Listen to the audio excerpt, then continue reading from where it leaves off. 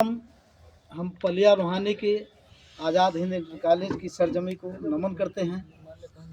साथ साथ हमारे महापुरुष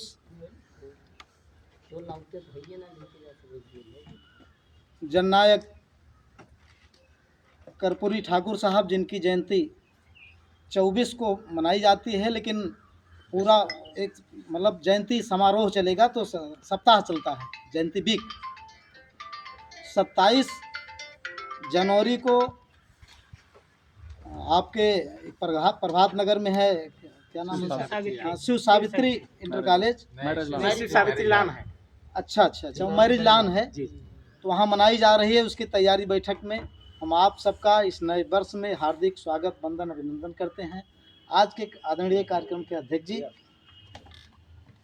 जिला अध्यक्ष भाई शर्मा जी, मंडल अध्यक्ष अधिवक्ता साहब, जिला अध्यक्ष जो इसके हैं आप युवा मोर्चा के अध्यक्ष जी, मंचासीन जो हमारे बगल में बैठे हैं और हमारे ठीक सामने बैठे हैं, लगभग नाम नए लोगों को छोड़ करके सबका जानते भी हैं। हम सबका हार्दिक स्वागत, वंदन, अभिनंदन करते हैं इस नए। और तैयारी बैठक आज की है। तैयारी बैठक में सर्वप्रथम हम जो हमारे महापुरुष हैं, जननायक स्वर्गीय बाबू मित्र सेन यादव जी, बाबा साहब डॉक्टर BR अम्बेडकर जी, महामानव महात्मा गौतम बुद्ध जी, जननायक स्वर्गीय कर्पूरी ठाकुर साहब और तमाम महापुरुष जो हमारी समाज को के आईना है, जिन्होंने सबको दिशा दशा सब आगे बढ़ने की रास्ता दिखाने का काम किया है, उनके चरणों में हम श्रद्धा सुमन अर्पित करते हैं, उनको नमन करते हैं। साथियों, जो आज का ये कार्यक्रम है, हम लोग बैठे हैं, जब इस छोटी सी बैठक में अपनी बात नहीं कह सकते हम, तो बड़े कार्यक्रम में जहाँ हजारों की भीड़ होगी, लाखों की भीड़ होगी, वहाँ तो हम दुपक के बैठ जाएंगे, अपनी बात कह पाएंगे? जो गरीब समाज है, चाहे जिस बिरादरी का हो, जो गरीब व्यक्ति है, जब वो अपने घर में नहीं बात कर सकता है, तो बड़े बड़े मंच और बड़े बड़े उसमें नहीं बात कर सकता। थाना, कचहरी, तहसील, वहाँ नहीं बात कर सकते। इसलिए हमको छोटे छोटे कार्यक्रम आयोजित करके बढ़ने के लिए अपनी हिचक, निर्भीकता और हमको ताकत इस संगठन से मिलती है। छोटे छोटे संगठन बना करके ताकत हमको मिलती है, हमको बढ़ने के लिए। ये एक आसान रास्ता है। जब हम यहाँ बोलेंगे तो चौराहे बैठेंगे, वहाँ बोलेंगे, पंचायत में बोलेंगे, मीटिंग में बोलेंगे, और अधिकारी के पास जाएंगे तो वहाँ अपनी बात मजबूती से कहेंगे। संघर्ष से इतिहास बनता है। और आपकी दशा, आपकी दिशा, आपकी शैक्षिक योग्यता, आपके परिवार को रोजी रोजगार, आपका कारोबार तब मिलेगा जब आप संगठित होंगे, शिक्षित होंगे, तब आप आगे बढ़ पाएंगे। सबसे पहली प्राथमिकता यह है कि आप जब संगठित नहीं हो पाएंगे, आप अपने परिवार में एक नहीं हो पाएंगे। एक कहावत है ना कि 10 जने के लाठी, 1 जने के बोझ है। एक उंगली है जेका मन क्या वो पकड़ के मिरोड़ दे, लेकिन जब आप इसकी मुट्ठी बना लोगे तो क्या होगा जाने? इसको कोई तोड़ पाएगा? एक धागे में पिरोइए, सबको इकट्ठा करिए। आप कम से कम जरूरत पड़े चौराहे पर आप खड़ा हो, केहू के पैर में चोट लग गए, थैले में पैसा केहू के पास नहीं, लेकिन 1 रुपया है, सभी दे दिए, वो 10 रुपया हो जाए। ये संगठन है, वहाँ लोग जाएंगे, वहाँ टेंट लगेगा, किराया भाड़ा होगा, तमाम चीज़ें होंगी, वहाँ चाय पानी का नाश्ता करना पड़ेगा, चीफ गेस्ट आएंगे। उसके लिए अगर हम 10-10 रुपये दे देते हैं अपने संगठन को, तो हमारा संगठन भी मजबूत हो जाएगा। एक समिति बना लीजिए, समिति में अध्यक्ष, कोषाध्यक्ष, सचिव, महासचिव, अपनी समाज का एक ब्लॉक लेवल का एक संगठन बना लीजिए। 100 लोग हो जाएंगे आप, और 100 लोगन में अगर 100 रुपया दे देवो तो 10,000 रुपया इकट्ठा हो जाए। क्यों गरीब के बेटवा पढ़े बिना, फीसी बिना नहीं, नहीं पढ़ पाओ है बेचारा, वो कैसा ही हो जाए। केहू खिया कोनो नहीं, भगवान ना करें कि दैवीय आपदा हो, लेकिन कहीं कोई बीमार हो गया,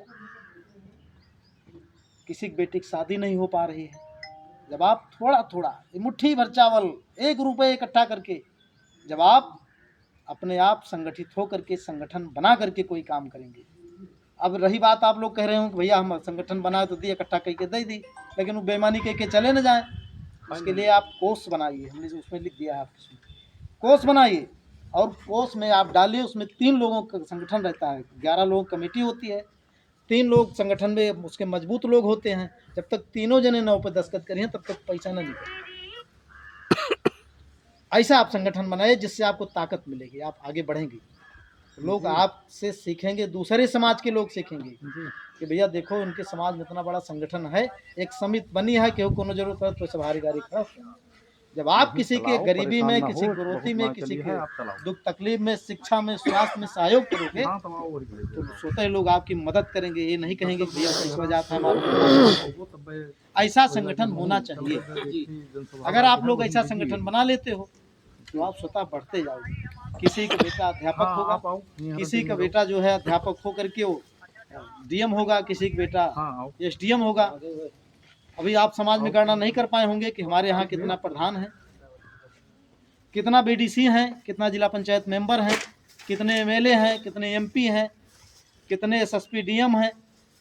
होना चाहिए आपके संगठन के पास जो आपके रोजगार से जुड़े लोग हैं, जिसके पास कोई कारोबार है, उनसे आपको और ज़्यादा ताकत मिलेगी। वो आपकी प्रशासनिक मदद भी करेंगे और आपकी आर्थिक भी मदद करेंगे, आपका संगठन और मजबूत हो जाएगा।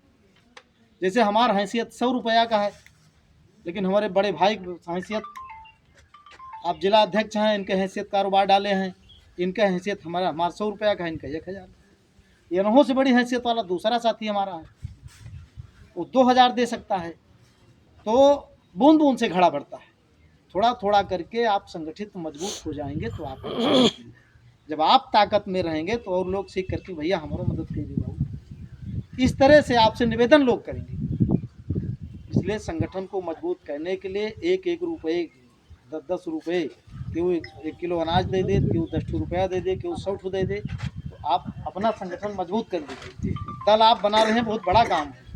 अगर आपके दल को ताकत मिल गई, जो आपका राष्ट्रीय सेवा दल क्या बना है, जन सेवा दल, हाँ जन सेवा दल बना है आप, अगर आप लोग संगठित हो गई तो जितनी राष्ट्रीय पार्टियां हैं, चाहे आपकी कांग्रेस हो, चाहे आपकी भारतीय जनता पार्टी हो, चाहे आपकी समाजवादी पार्टी हो, चाहे आपकी बहुजन समाज पार्टी है, जितने दल के लोग हैं वो लोग आपके संगठन से बात करें, भैया चाहे एक सीट हमसे ले लियो, लेकिन अपन संगठन हमारे को जोड़ दे।